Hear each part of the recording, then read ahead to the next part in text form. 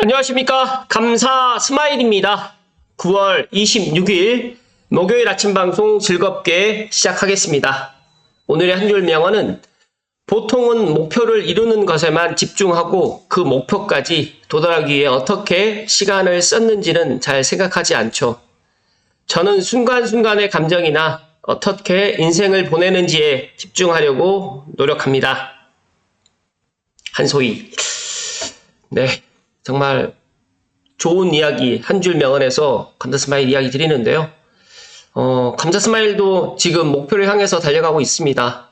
그런데 목표를 향해서 달려가기 그 순간순간 제가 어떻게 시간을 썼고 어떤 감정을 통해서 이렇게 목표를 향해서 가는지 잊지 않으려고 노력합니다.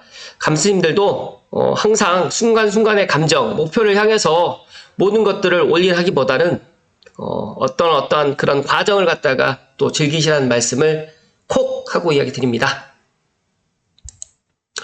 네, 인구 피라미드로 보는 충격적인 2050년 인구 구조. 지금 2023년도에 이런 자료였는데, 문득 생각해 보니까 2050년이 되게 될 경우에, 만약에 제가 살아있다라고 하면, 또 공교롭게 75세에 진입을 하는 것 같아요.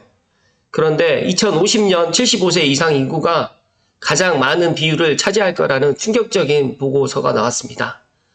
2017년도에는 총 생산 연령 인구가 첫 번째로 감소를 시작했고요. 2021년부터는 이제 총 인구가 감소가 시작됐습니다. 그렇다 보니까 많은 분들이 이제 뭐 서울 수도권의 집값도 내려갈 것이다. 앞으로 이런 인구 때문이라도 내려간다라고 이야기하지만 2050년 정도가 되면 모르겠지만 제가 봤을 때는 2035년 앞으로 한 10년까지는 수도권 집값이 그렇게 내려갈 요인이 보이지 않습니다. 그러니까 인구가 만약에 줄어든다고 하더라도, 지금 주거 부분은 반드시 또 필요하기 때문에 서울 수도권은 저는 우상향을 하고, 만약 2035년이 지나서, 정말 수도권에 집이 남아 돈다고 가능하게 되면, 그때부터는, 정말 집값이 내려갈 수도 있겠죠. 그런데 여러 가지 상황을 봤을 때는 2050년이 되려면 아직도 한 25년이 남았기 때문에 한 2035년, 2040년에 이런 부분은 다시 한번 또 논할 필요가 있지 않을까 생각이 되고, 또 최근에 이제 또 출산율을 높이기 위해서 많은 또 대책을 강구하고 있는 것을 또 보아서 또 이런 것들이 또 자극이 돼서 여러 가지로 또 다른 그런 양상으로 비춰졌으면 좋겠다는 말씀을 드립니다.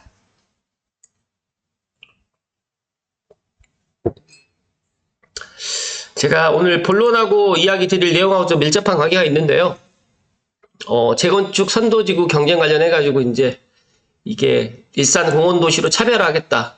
주민 동의를 높이자 딥심을 갖다가 하겠다고 하는데, 결론적으로는 일산의 지금 선도지구 재건축 관련해가지고 조금 악재가 그제 이제 일어났죠. 다들 알고 계시겠지만, 제 방송을 보시는 분들 중에서 일산에 거주하시는 분들은 정말 가슴이 많이 아플 거다 생각을 합니다. 저도 지금 일산 신도시의 재건축 기준 용적률을 300%를 보면서, 일산에 좀 더 용적률을 갖다 좀 더 부여해 줄 수는 없었나.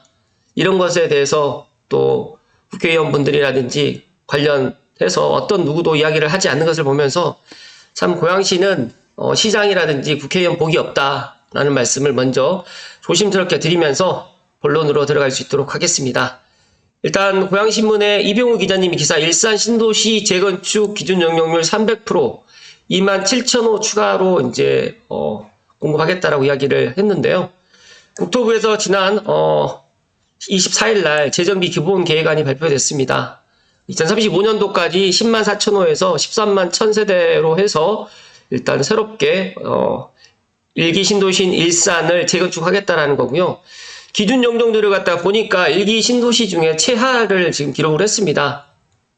일단 재건축 추진 주민들 입장에서는 아쉽다, 정말 아쉽다라는 저는 이야기를 꼭 드리고 싶습니다. 일산 신도시에서 아파트 재건축이 이루어질 경우 300%의 기준 용적률이 적용되었습니다. 일산 신도시 아파트의 평균 용적률이 169%인 점을 감안하면 최초 지금 350까지도 지금 이야기를 했던 것 같은데, 일단 360이 주상복합이 가능하긴 한데 일반적인 아파트로 따졌을 때는 300% 정도밖에 지금 되질 않네요. 그래서 일반 아파트 외 주상복합의 경우만 360이고요. 연립주택 같은 경우에는 170, 영구 임대 같은 경우에는 220의 기준 용적률을 재건축 시에 지금 적용되는 것으로 해서 기본 계획이 지금 발표되었습니다. 이러한 기준 용적률을 적용한 재건축을 하게 되면 현재 10만 4천호에 24만 명의 규모인 일산 신도시가 2035년까지 거의 이제 뭐 13만 1000세대 규모로 도시로 이제 팽창이 되는데, 과연 많은 사람들이 일산 신도시를 택할까? 어제 어떤 분도 제 영상에 어떤 댓글에 그런 이야기를 했더라고요. 일산 신도시가 예를 들어서 지금 이제 일반 분양가가 9억에서 10억 된다라고 하면 창릉은 9억에서 10억은 되지 않을 거 아니냐, 12억, 13억이 되지 않을 것인가, 그런 쪽으로 해가지고 지금 댓글을 남겨주셨는데, 제가 냉정하게 생각을 해도 일단 사업성도 지금 많이 부족한 입장에서 용적률까지 지금 이게 300%밖에 되지 않기 때문에 과연 어떤 사람들이 일산을 택할까? 지금 이야기 드렸던 것처럼 일산 공원도시로 차별화를 해서 노후 세대들을 일산으로 끌어들일 수는 있겠지만, 젊은 20, 30, 40 세대들을 갖다가 일산으로 해서 끌어들일 수 있는 게 공원도시로 차별화가 되는 게 아니라 정말 일산 신도시에 일자리를 갖다 만들어서 무언가 차별화를 갖다 시킬 수 있는 것들을 지금부터 고민을 해야 되지 않을까, 저는 그렇게 생각을 합니다.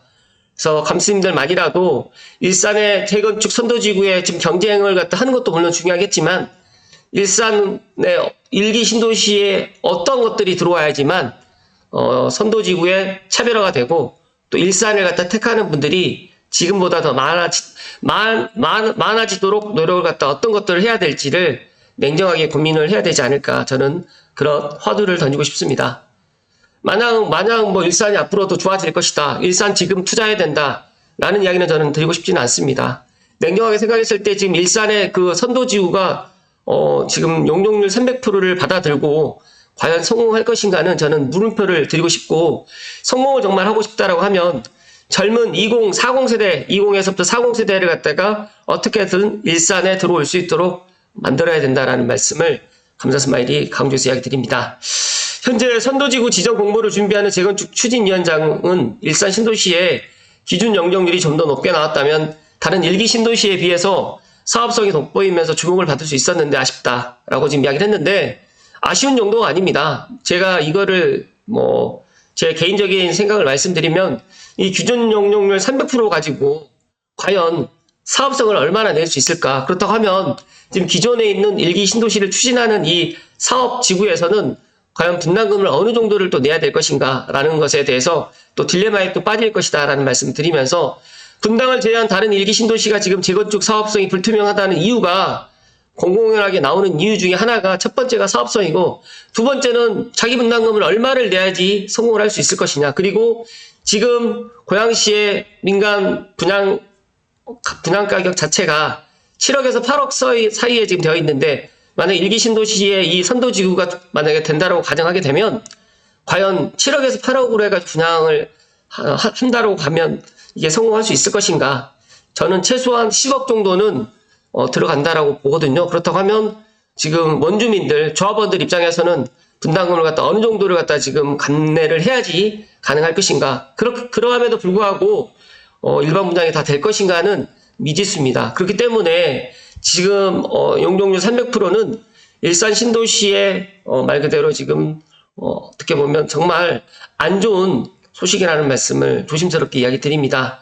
물론 이 300%가 다른 일기 신도시와 형평성의 이야기를 해서 이야기를 할 수 있겠지만, 일산과 분당이 처음부터 태생저축 자체적으로 지금 다른 부분이 없지 않아 있었는데, 이것 또한 같은 잣대로 같은 기준을 놓는다고 봤을 때 앞뒤에 말이 안 맞고, 가구수 변화 같은 경우에도 분당 같은 경우는 9만 6천 세대에서 15만 5천 세대로 말 그대로 6만 세대가 지금 증가한 반면에, 일산은 10만 4천 세대에서 13만 1천 세대로 2만 7천 세대밖에 증가하지 못하고 있습니다.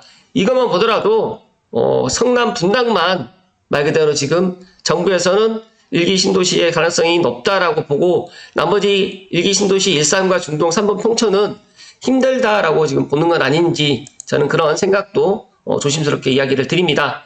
일단 이처럼 기준 용적률에 있어서 편차가 드러나는 것에 비해서 평균 용적률에서 기준 용적률 상향된 정도는 5곳 일기 신도시 모두 비교적 고른 편이다라고 이야기하지만 제가 이 소식을 접했을 때는 예견된 일이었기는 했지만 이 정도까지는 예상을 못했다.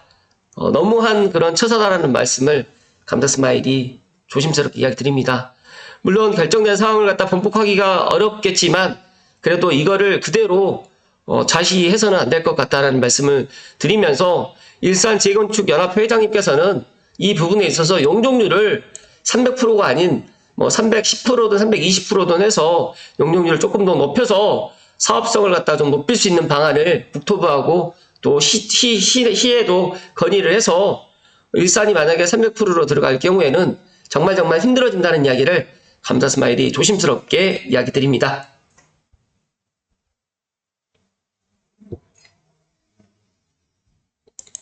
이어서 빠숑님의 블로그 글 한 가지만 살펴드리겠습니다. 한국은행이 발표한 주택가격 전망지수가 2021년 10월 이후에 가장 높은 수치인데 넉 달 연속 상승을 유지하고 있다는 점에서 주목해야 된다. 소비자 심리지수가 9월 중에 100으로 전월 대비 0.8포인트 하락은 했지만 일단 중요한 거는 100보다 지금 현재 높은 상태고요. 100보다 지금 낮을 그런 요인이 보이지 않는다. 그래서 한국은행이 발표했던 9월 주택가격 전망지수가 119로 전월 대비 1포인트 상승했고요. 약 3년 만에 최고치에 도달했습니다. 위에서 설명드린 대로 주택가격 전망지수가 100을 넘으면 향후 1년간 주택가격이 상승할 것이라고 예상하는 소비자가 하락을 예상하는 소비자보다 많다는 것을 의미하고요. 한국은행은 이 상승의 원인으로 수도권 아파트 매매 거래 증가와 매매가격 상승을 꼽았는데 특히 7월과 8월 사이에 주택거래량과 가격이 상승했던 것이 소비자 심리에 반영되었으며 이에 따라서 주택가격이 상승할 것이라는 전망이 많았다고 분석했습니다. 그래서 저는 물론 올 하반기 계속적으로 지금 주택가격 전망지수가 어떻게 변화될지 모르겠지만 한국은행이 지금 발표했던 주택가격 전망지수가 4개월 넉 달 연속 상승을 유지하고 있고요. 또 올 하반기 지금 또 10월 달에 금리 인하를 많이 한다라고 가정하게 되면 지금보다 소비자 심리지수는 더 높아지지 않을까라고 저는 생각을 합니다. 그래서 감스님들 중에서 지금 또 일기 신도시 관련해서 제가 말씀드렸지만 지금이라도 마냥 선도지구를 기다리는 것보다 지금 뭐 마냥 3기 신도시 창능을 기다리는 것보다 하루라도 빨리 삼성벨트 특히 고양시의 GTX-A 운정 신도시로부터 운정 중앙역으로부터 서울역까지 이제 빠르면 다음 달에 영업 시운전을 들어가는데 본격적인 건 11월부터 아마 진행될 겁니다. 그러니까 11월이 되기 전에 지금 계약만이라도 좀 빨리 하실 것을 저는 조심스럽게 이야기 드리고요. 경제 전반에 대해 가지고 이제 주택가격 전망 지수라든지 뭐 소비자 심리 지수가 다소 불확실한 상황인 건 확실하지만 중요한 거는 돈이 갈 데가 없다. 그렇다고 하면 지금 돈은 이제 부동산을 향해서 갈 수밖에 없다는 말씀을 감다스마일이 빠숑님 블로그 글을 토대로 대신해서 이야기를 좀 드립니다. 여러 가지로 이제 이런 것들이 조금 더 궁금하신 분들은 제가 링크를 걸어 드릴 테니까 글을 한 번 더 보시고 제가 시간 관계상 좀 세부적으로 이야기를 안 드린 부분도 많이 있기 때문에 일단은 한국은행에서도 지난달에 제가 이야기도 한번 드렸지만 일단 주택가격이 이제 더 이상 내려가지 않을 것이다. 근데 이 내려가지 않을 것이 내년, 내후년까지 아마 상승으로 갈 것이다라고 전망을 했기 때문에 2025년, 6년에 지금보다 더 다른 주택 시장의 양상이 펼쳐질 겁니다. 이거를 조금 빨리 캐치하셨던 분들은 올 전반기에 내 집 마련을 했었고 지금도 내 집 마련을 하고 싶어 하시는 분들이 많이 있지만 제가 어제 이야기 드렸던 것처럼 여러 가지 상황이 지금 수요 억제를 시키고 있기 때문에 정말 수요 억제의 그 틈새 속에서 본인들의 그런 현명한 의사결정을 하실 것을 감다스마일이 소신껏 제가 이야기 드립니다.